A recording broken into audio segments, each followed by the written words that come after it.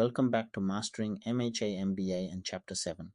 In Part 1, we defined strategy and competitive advantage. Now, in Part 2, we open the playbook. These are the grand strategies, the specific moves organizations use to grow, to shrink, to go global, to cooperate, and to compete online. Start with the most popular move growth. The simplest form is growth through concentration, expanding within a business you already know. Chipotle does not grow by buying bookstores. It opens more Chipotles. Walmart does not buy a cell phone company. It opens more Walmarts. Stick to your knitting and scale it up. The bolder path is growth through diversification, entering new business areas. Related diversification stays close to home, like PepsiCo buying Tropicana, a new product but still in beverages.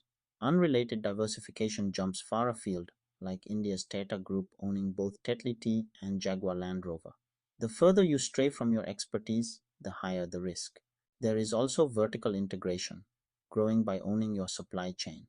Backward integration means buying your suppliers, as Apple did with chip makers, to control its microprocessors. Forward integration means buying your distributors, as Coca-Cola did with its bottlers. You take control of more of the journey from raw material to customer. Now the opposite direction, shrinking on purpose. When growth goes wrong, companies use a retrenchment strategy to fix weaknesses. The most extreme version is liquidation, closing the business and selling the assets. Less extreme and far more common is restructuring, making major changes to cut costs and buy time. Restructuring takes a few familiar forms. Chapter 11. Bankruptcy shields a firm from creditors while it reorganizes. Downsizing cuts the workforce and works best when it is surgical, not across the board. And divestiture means selling off parts to refocus on your core, like eBay selling Skype once the hoped for synergy never appeared. Next, going global. There are three flavors.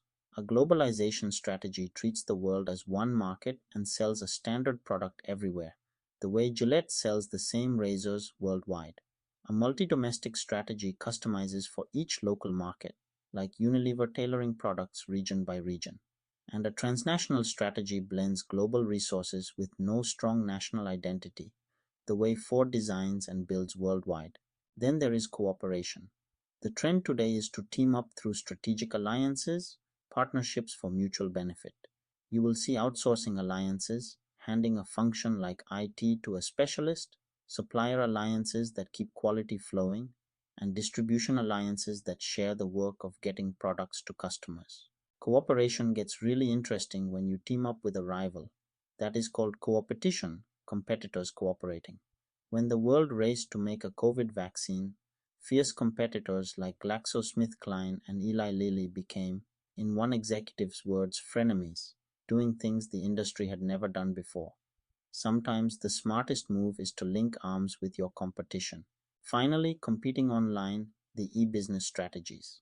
The first two you already live inside. B2C links a business to consumers like buying a book from Amazon. B2B links a business to other businesses in its supply chain, like Alibaba connecting manufacturers with retailers. Then the models flip toward the customer. C2B puts the customer in charge, posting a job that businesses bid on. C2C links consumers directly, like eBay or Etsy.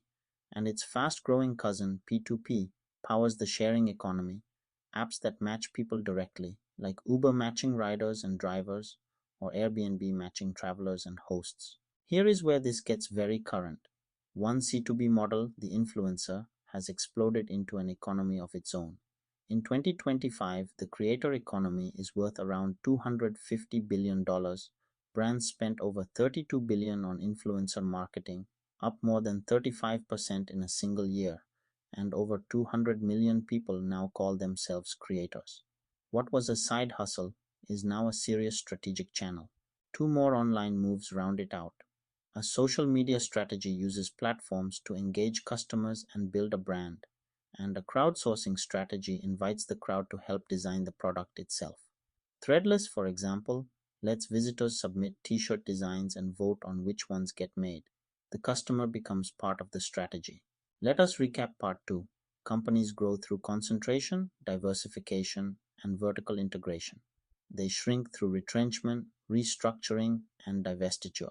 They expand abroad with global strategies, join forces through cooperation and coopetition, and compete online through e-business models from B2C all the way to the booming creator economy.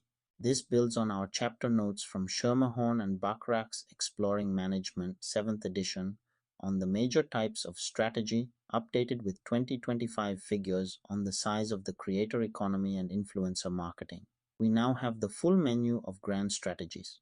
In part 3, we get to the hard part, how managers actually choose and execute a strategy using tools like SWOT, Porter's models, and the BCG matrix, and why so many good strategies still fail.